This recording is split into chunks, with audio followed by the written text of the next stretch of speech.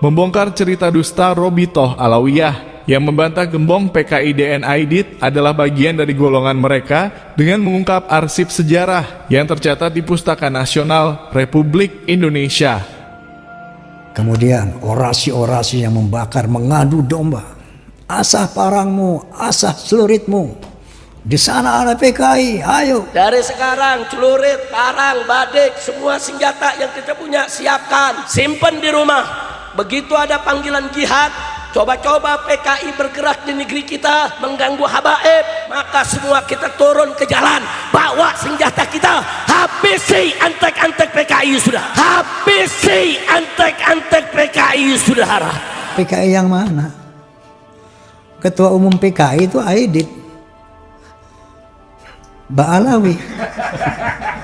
PKI yang mana? Pada posisi inilah janggalnya jikalau Robitoh Alawiyah mengatakan bahwa nama asli DN Aidit adalah Ja'far, nama bapaknya adalah Nuh, sementara dalam data resmi DN Aidit memiliki nama asli Ahmad, bapaknya adalah Abdullah Aidit, dan ini juga tertera dalam slip gaji Abdullah Aidit karena bapak dari DN Aidit ini adalah seorang pegawai Mantri Kehutanan.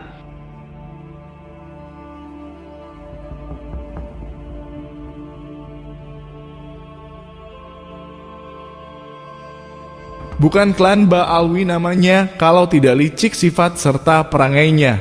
Jika ada tokoh-tokoh besar yang perjuangannya sangat dihargai dan bahkan dikenang sepanjang masa oleh masyarakat Nusantara, golongan mereka sangat antusias untuk mengklaim, dibuatkan riwayat serta silsilah palsu tentang sang tokoh tersebut, yang mana silsilahnya juga disambungkan kepada klan mereka. Kemudian disebarluaskanlah cerita serta silsilah dusta tersebut kepada umat Islam bangsa Nusantara. Pangeran Diponegoro yang merupakan putra dari Sri Sultan Hamengkubuwono III diklaim sebagai orang Yaman, bahkan dari dua marga sekaligus, yakni Ba'abud dan bin Yahya.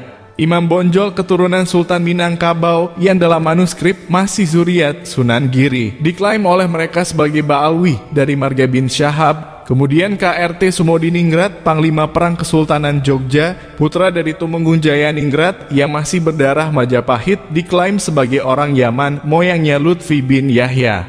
Dan bahkan tak sampai di situ saja, seluruh Wali Songo penyebar agama Islam di Nusantara pun diklaim berasal dari golongan mereka, yang tentu saja jika kita memiliki akal yang cerdas untuk membaca fenomena itu semua. Apa yang mereka lakukan jelas tujuannya adalah agar golongan mereka diakui sebagai golongan yang paling berjasa, sebab orang-orang dari golongan merekalah yang telah menegakkan peradaban di bumi Nusantara. Namun ironisnya, ketika tokoh-tokoh besar Nusantara yang sama sekali tidak ada sangkut pautnya dengan golongan mereka, sangat gencar mereka klaim sebagai bagian dari golongannya. Justru orang-orang yang benar-benar berasal dari golongan mereka, tapi memiliki sejarah kelam menjadi pimpinan pemberontak dan membantai para ulama pribumi Nusantara. Golongan mereka sangat keras untuk menutupi itu semua, menafikan bahwa dia adalah bagian dari klan mereka, hingga dibuatkan riwayat serta silsilah palsu tentang dia agar orang tersebut tidak dikaitkan lagi dengan golongannya. Dan inilah yang akan kita bongkar semuanya. Kejanggalan riwayat serta silsilah palsu DN Aidit versi Robitoh Alawiyah yang sangat bertolak belakang dengan arsip nasional tentang riwayat DN Aidit sesungguhnya. Pada tahun 2017, Robitoh Alawiyah mengeluarkan surat resminya menolak dan menafikan cerita yang mulai tersebar di tengah masyarakat bahwa gembong PKI DN Aidit adalah seorang Habib bagian dari mereka, klan Bani Ubaidillah. Bersamaan dengan surat tersebut, Robitoh Alawiyah melampirkan beberapa argumen penolakan, termasuk riwayat hidup dan juga silsilahnya, yang dengan beberapa poin tersebut kita akan bandingkan dengan data DN Aidit versi Arsip Nasional Negara, sehingga masyarakat bisa terbuka mata dan hatinya tentang kebohongan ormas nasab Robitoh Alawiyah.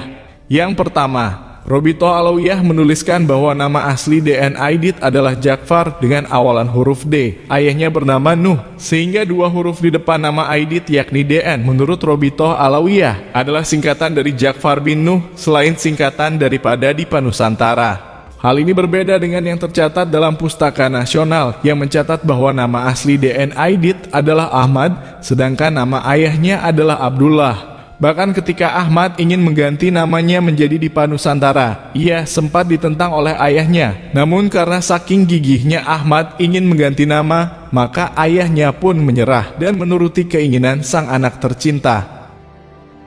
Dalam situs resmi Kepustakaan Presiden perpusnas.go.id, ini tidak bisa dipungkiri data lengkap tentang dirinya tertera di sana. Pada dasarnya adalah bahwa DN Aidit memiliki nama asli Ahmad Aidit. Bapaknya adalah Abdullah Aidit.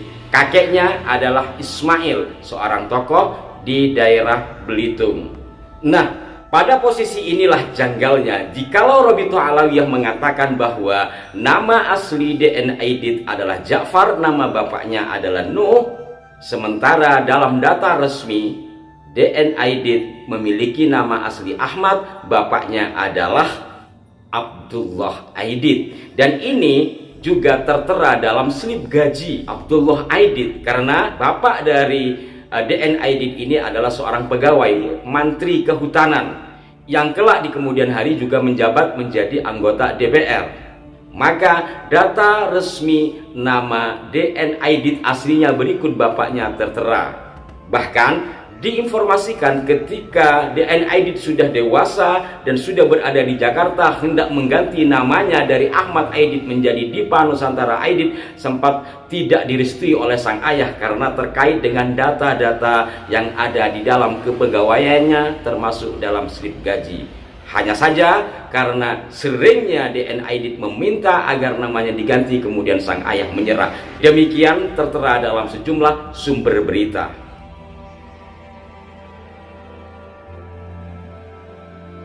Nama asli DN Aidit dan juga nama ayahnya yang dibuat-buat oleh Ormas Nasab Robito Alawiyah bisa kita lihat sendiri bahwa itu sangat jauh berbeda dengan data aslinya yang tercatat dalam pustaka resmi negara.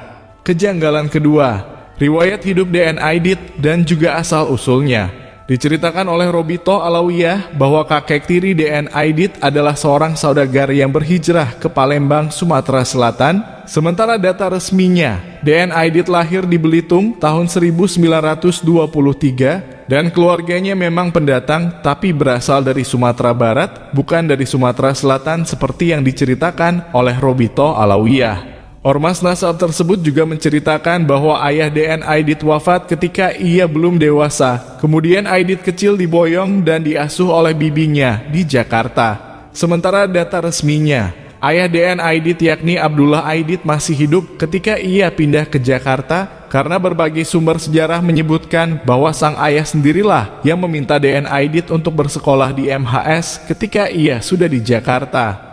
Yang kedua adalah kejanggalan kisah latar belakang perpindahan.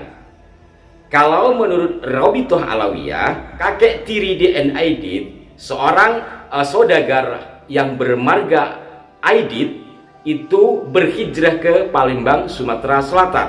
Sementara data resmi membuktikan bahwa Aidit lahir di Bangka Belitung atau di Belitung 1923, sementara keluarganya adalah memang pendatang, tetapi bukan dari Sumatera Selatan, melainkan dari Sumatera Barat. Kemudian yang ketiga, kejanggalan pada kisah riwayat hidup orang tua DN Aidit, yakni Abdullah Aidit. Menurut Robito Alawiyah, kedua orang tua DN Aidit wafat, kemudian ia diasuh oleh bibinya di Jakarta.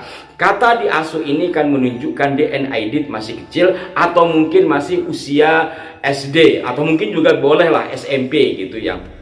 Ya, tapi nyatanya dalam situs-situs yang lain termasuk dalam sejumlah buku tentang DN Aidit, orang tuanya ya masih hidup. Bahkan ayah DN Aidit lah yang meminta sang anak untuk sekolah di MHS ketika ia sudah di Jakarta. Dari semua cerita yang dibuat oleh Robito Alawiyah untuk menipu bangsa Indonesia bahwa gembong PKI DN Aidit bukanlah bagian dari keluarga mereka, cerita tentang ayah DN Aidit yakni Abdullah Aidit inilah yang paling mencolok bertentangan dengan sejarah-sejarah yang ada. Ayah DN Aidit diceritakan sudah meninggal ketika Aidit kecil belum dewasa. Sementara jika kita mau menelusuri sejarah, terutama ketika proses penangkapan gembong PKI tersebut oleh Angkatan Darat Indonesia, di sana kita akan menemukan fakta bahwa ketika Angkatan Darat menyerbu rumah DN Aidit pasca tragedi berdarah, Angkatan Darat tidak menemukan Aidit di rumahnya dan hanya menemukan ayahnya yakni Abdullah Aidit yang sedang mengurusi cucu-cucunya selama DN Aidit menghilang pergi dari rumah. Abdullah Aidit pun sempat ditangkap oleh Angkatan Darat yang kemudian oleh bantuan Perdana Menteri Khairul Saleh, ia kemudian dibebaskan dan pulang ke Belitung hingga akhirnya ia meninggal pada tahun 1969 di rumahnya. Ini adalah bukti nyata bahwa Robitoh Alawiyah telah berdusta, memalsukan sejarah tentang DN Aidit yang sebenarnya agar bangsa Indonesia tertipu dan tidak tahu bahwa pimpinan PKI yang telah membantai para jenderal dan para kiai kita adalah orang dari golongan mereka kaum Habib keturunan Ubaidillah, si cucu palsu Rasulillah. Dan jika penjelasan segamblang ini masih tidak bisa difahami oleh kalian budak-budak Bani Ubaidillah, maka tanyakan kepada hati nurani kalian semua. Ketika majikan kalian koar-koar tentang PKI di mana-mana, tanyakan kepada hati kalian ada berapa Habib korban pembantaian PKI pada masa tersebut dan mengapa korban yang tak terhitung jumlahnya adalah para kiai kita, ulamanya bangsa pribumi Nusantara.